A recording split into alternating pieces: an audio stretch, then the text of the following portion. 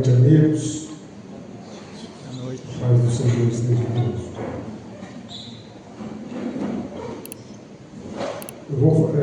O nome da pregação é um novo tempo em Deus.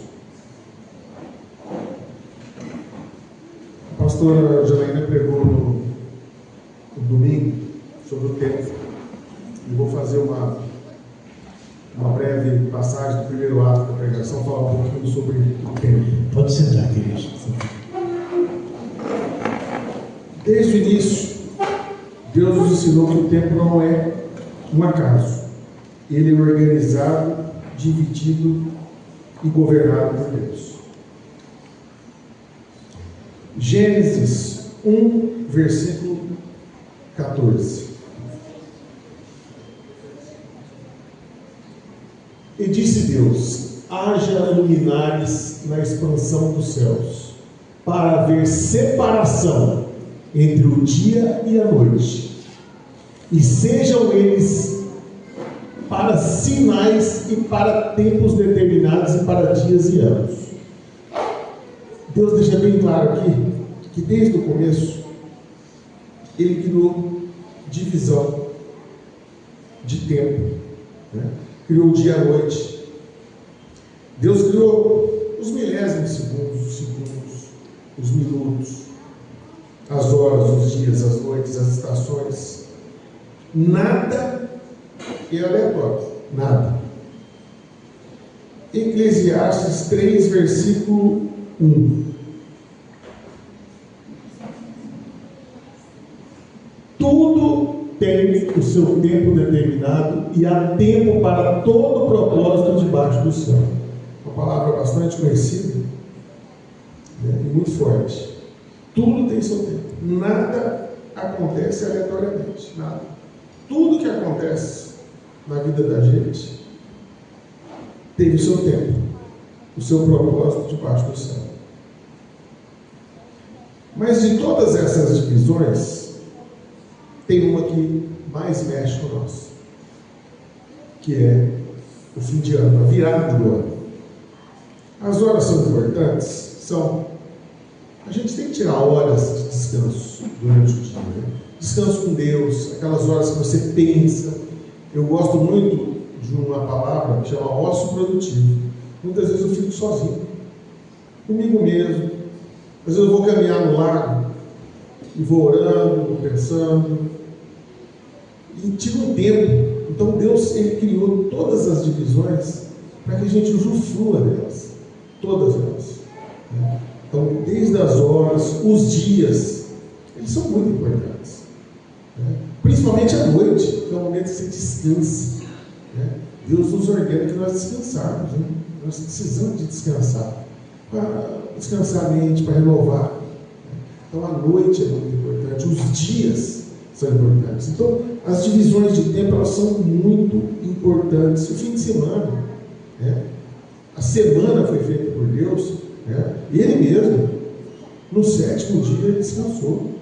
Então Ele mostra para a gente que nós temos que usar dos tempos que Ele deixou para a gente divididos para benefício nosso.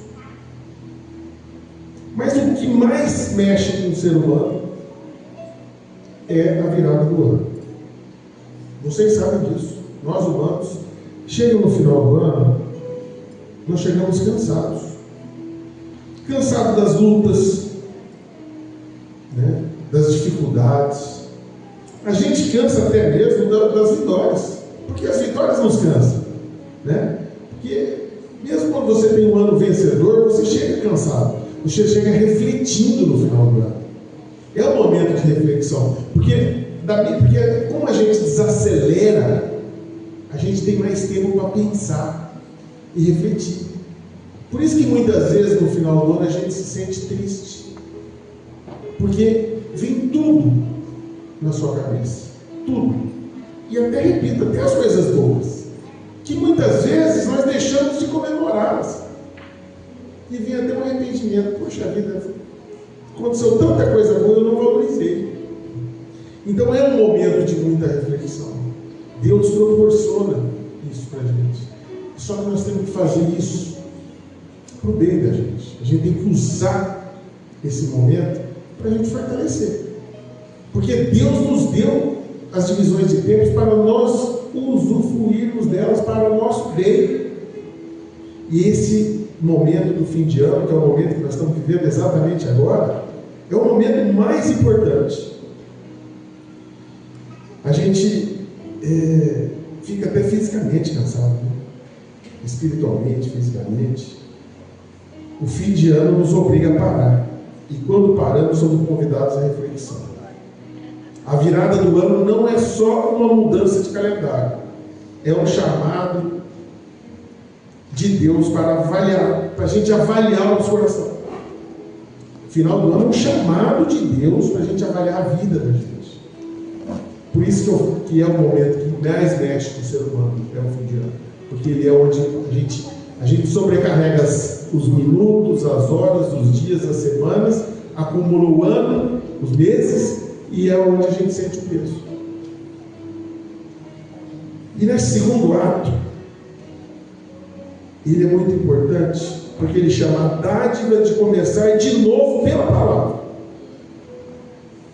Porque Deus deixou bem claro para nós que é pela palavra. Tudo é pela palavra. Uma das maiores dádivas que Deus nos concede é essa. Sempre podemos começar de novo. Toda a gente pode começar de novo sempre. Olha que coisa maravilhosa. A gente pode começar sempre. Lamentações 3, versículo 22 e 23. Lamentações 3, 22 e 23. As misericórdias do Senhor são a causa de não sermos consumidos, porque as suas misericórdias não têm fim. Novas são cada manhã, grande é a tua fidelidade. Isso mostra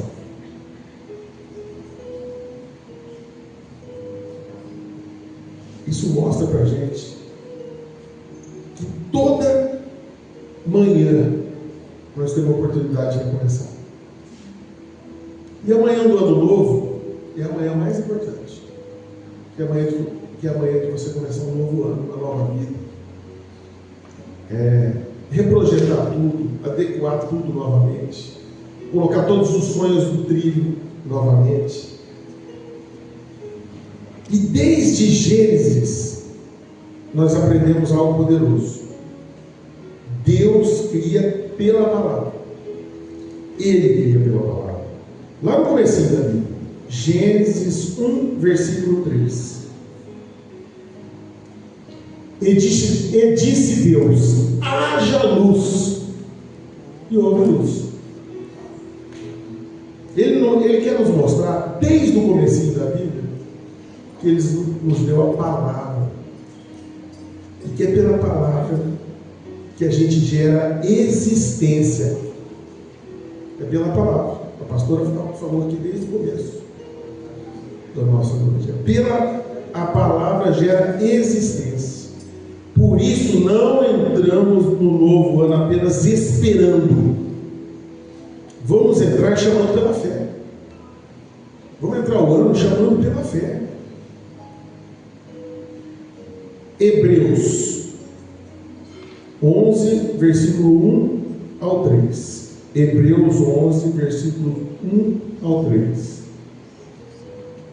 Ora, a fé é o firme fundamento das coisas que se esperam e a prova das coisas que não se veem, porque por ela os antigos alcançaram testemunho. Pela fé entendemos que os mundos pela palavra de Deus foram criados, de maneira que aquilo que se vê não foi feito do que é aparente.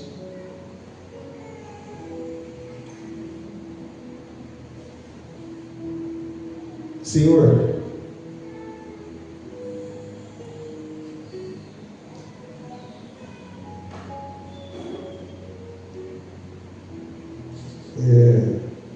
Hebreus 11, 4. Hebreus 11, versículo 4.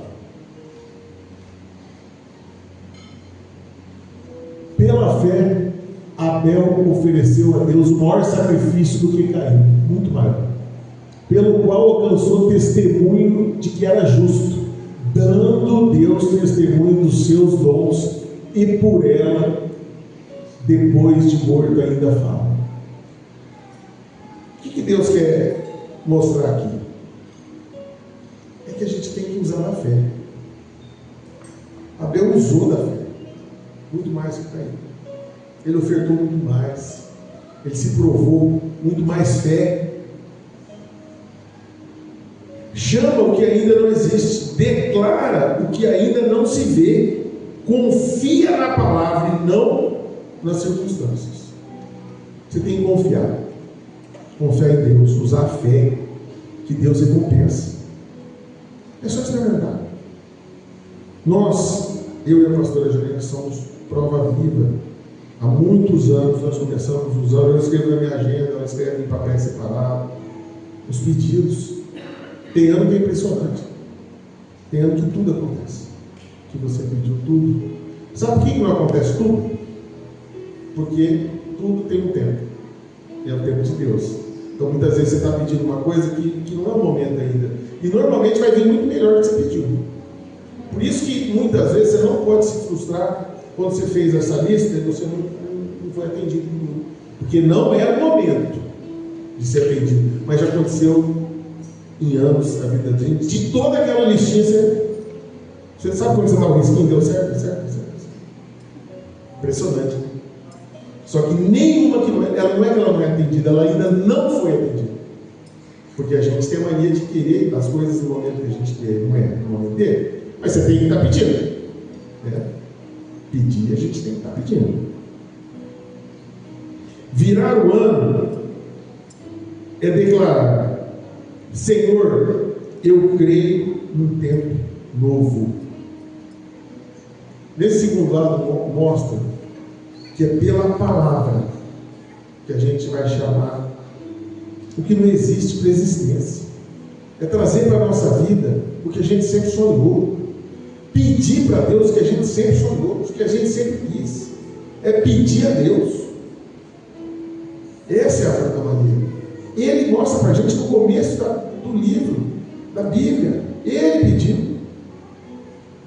haja luz e houve luz. Ele nos deixa claro que nós temos que pedir. E se pedir, você vai ser atendido, porque Ele é Pai. O que a gente não faz pelos filhos, né? Ele é Pai. Se você pedir, você vai ser atendido. Assim como a gente pede para os pais, né? Muitas vezes a gente não tem, porque não é o momento de você ter. Mas é Pai. E você vai ser atendido. E uma parte que eu acho importante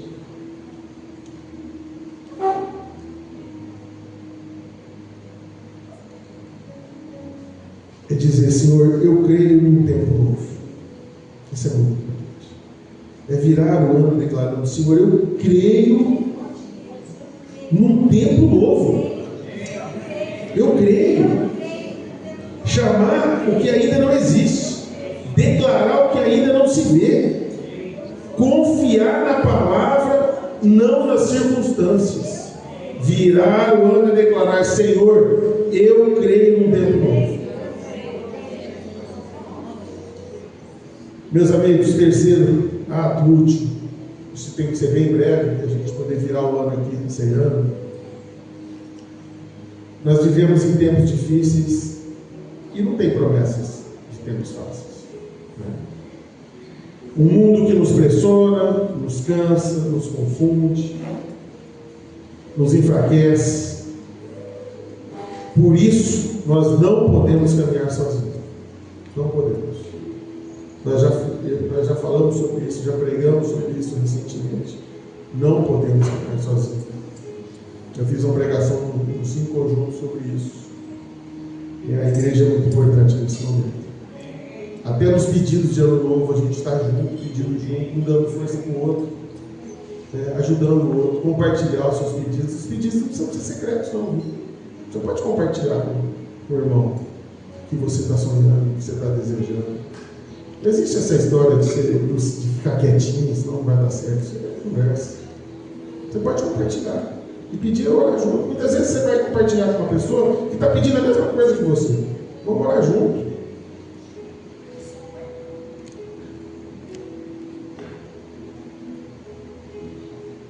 Em Atos 2, versículo 42. E perseveraram na doutrina dos apóstolos, e na comunhão, e no partir do pão, e nas orações. Eles perseveravam juntos, os apóstolos. Partir o pão, que nós vamos fazer daqui a pouco, e nas orações. Nós precisamos, irmãos, permanecer na palavra.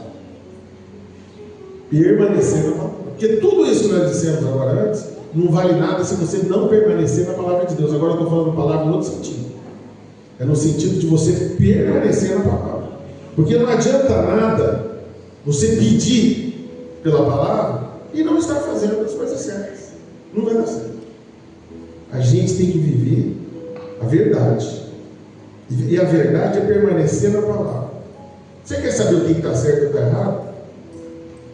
Está aqui no livro da vida. Ah, mas eu não sei pesquisar. Pesquisa na internet. Pergunta aonde está escrito na Bíblia tal coisa que você está em dúvida. Vai te responder na hora. Permanecer na palavra. Permanecer unidos. Quem perdeu nós vamos fazer essa pregação de novo, vocês não têm noção do que é. O que é uma comunidade unida. Eu dei o exemplo de uma comunidade nos Estados Unidos chamada Loma Linda.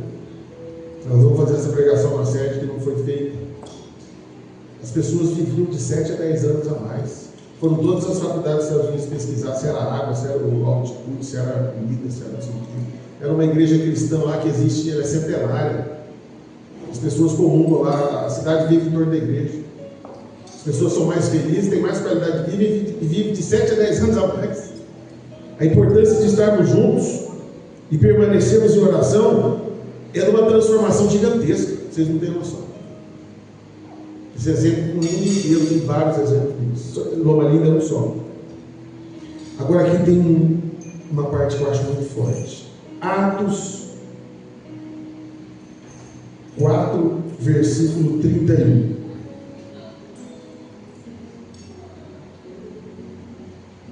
E tendo orado, moveu-se o lugar em que estavam reunidos, e todos foram cheios do Espírito Santo, e anunciavam com ousadia a palavra de Deus. Eu peguei uma reflexão sobre isso, que eu acho muito forte.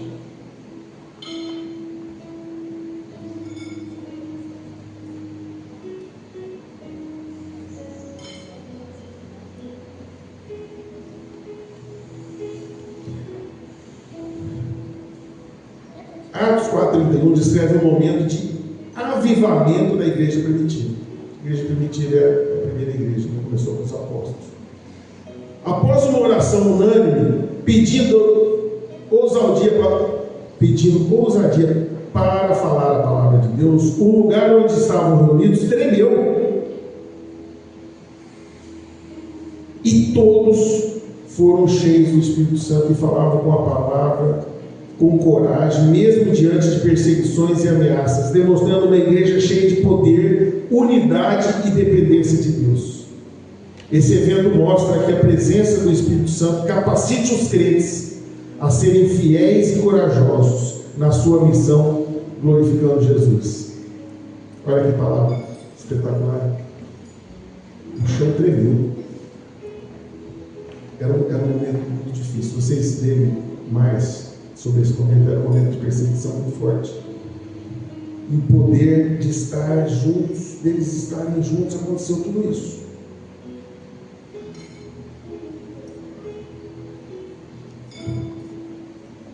nesse ano novo, vamos pedir para Deus a fé renovada, a força espiritual, a maturidade,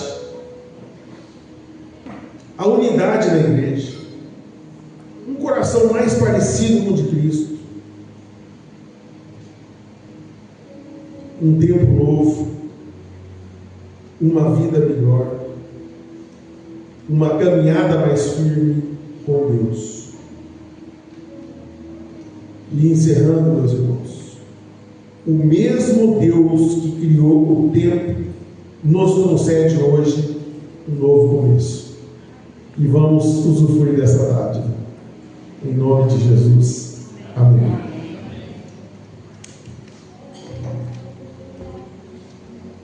Para aqui, meu amor. Uma salva de palmas para o Senhor.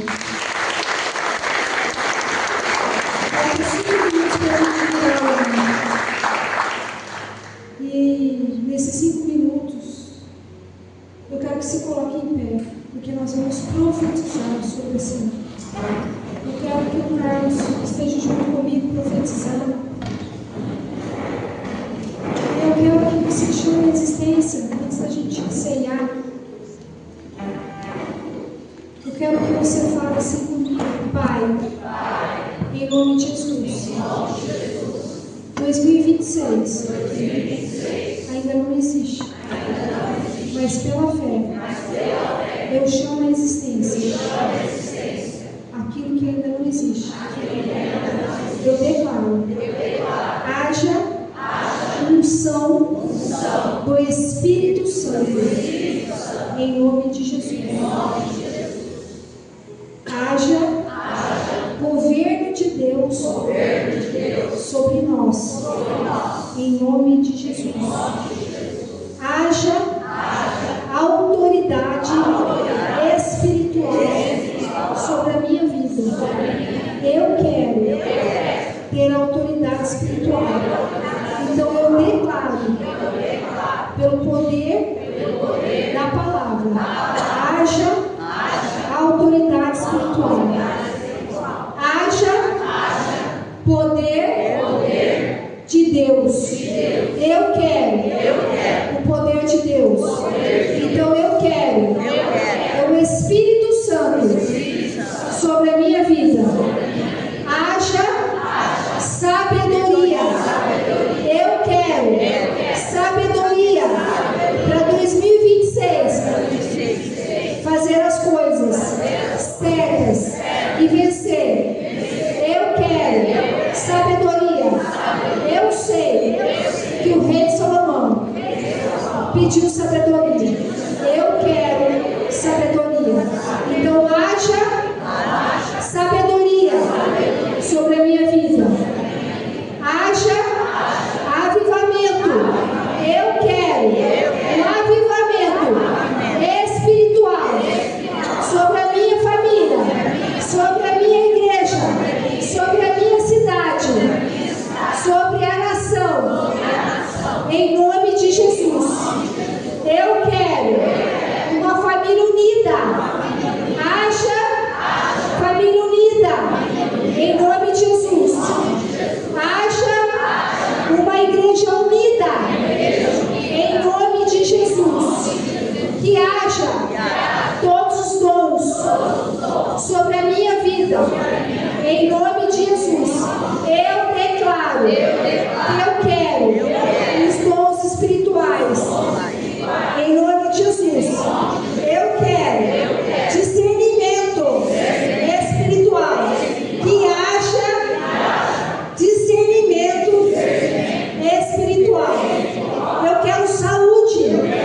Que haja saúde espiritual, física e mental, em nome de Jesus. Que haja poder de Deus sobre a nossa igreja, sobre a nossa vida, em nome de Jesus. Amém. Pai, em nome de Jesus, na autoridade do nome de Jesus, eu concordo com essa oração. Eu ligo na terra, Pai, e peço que o Senhor ligue nos céus, Pai. Agora, Pai, exatamente como o Senhor falou, meia-noite, nós terminamos profetizando todas as bênçãos. E eu declaro: haja prosperidade.